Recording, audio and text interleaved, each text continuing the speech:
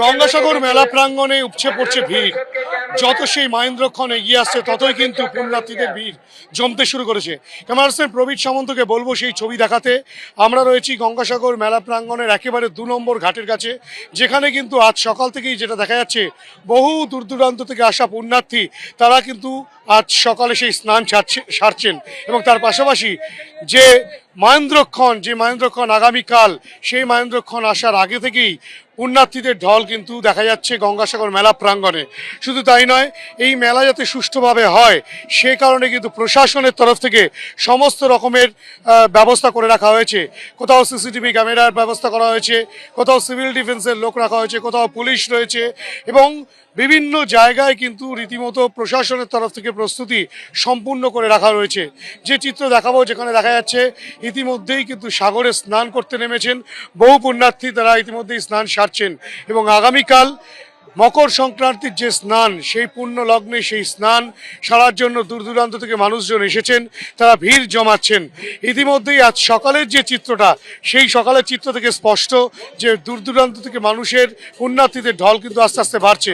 শুধু তাই নয়, এনডিআরএফের তরফ থেকে এবং ভারতীয় উপকূলরক্ষী বাহিনীর তরফ থেকে, তাদের তরফ থেকে কিন্তু ঠিক এভাবেই স্পিড বোটে টহলদারি করা হচ্ছে।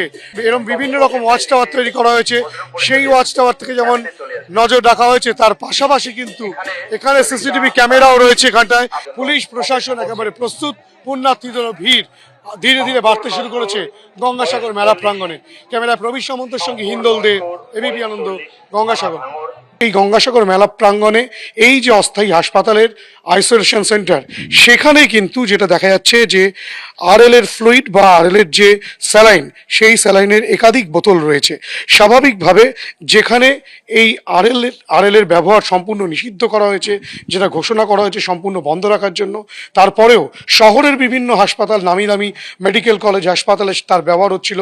গতকালও যে চিত্র আমরা দেখেছিলাম, এরপরে গঙ্গাসাগরে যেখানে দূর দূরান্ত থেকে বিভিন্ন মানুষজন এই তীর্থস্থানে আসেন এবং তাদের মধ্যে কেউ যদি অসুস্থ হয়ে পড়েন, সেক্ষেত্রে তাদের চিকিৎসার জন্য তড়িঘড়ি যে বন্দোবস্ত করা হয়েছে, সেক্ষেত্রে কিন্তু আরএলেরও ব্যবহার করা হতে পারে। তেমন সেই কারণেই কিন্তু আরএলের একাধিক যে স্যালাইনের বোতল, সেগুলো কিন্তু রাখা হয়েছে। যদিও স্থানীয় হাসপাতাল সূত্রে যেটা বলা হচ্ছে যে তাদের কাছে কিন্তু কোনো রকম কোনো নোটিফিকেশন এখনো পর্যন্ত আসেনি যে আরএল ব্যবহার করা যাবে না।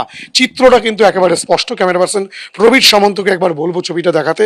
এখানে কিন্তু আরএলের একাধিক বোতল ঠিক এভাবেই রয়েছে, যেগুলো স্যালাইনের বোতল বা ফ্লুইডের বোতল, সেইগুলোই কিন্তু ব্যবহার করার ক্ষেত্রে নিষেধাজ্ঞা রয়েছে। কেননা এই আরএলের ফ্লুইড বা স্যালাইনের বোতল ব্যবহার করার পর মেদিনীপুর মেডিকেল কলেজে এক প্রসূতির মৃত্যু হয়, যাকে ঘিরে রীতিমতো রাজ্য রাজনীতি তোলপাড় হয়, স্বাস্থ্য পরিষেবা নিয়ে রীতিমতো প্রশ্ন ওঠে।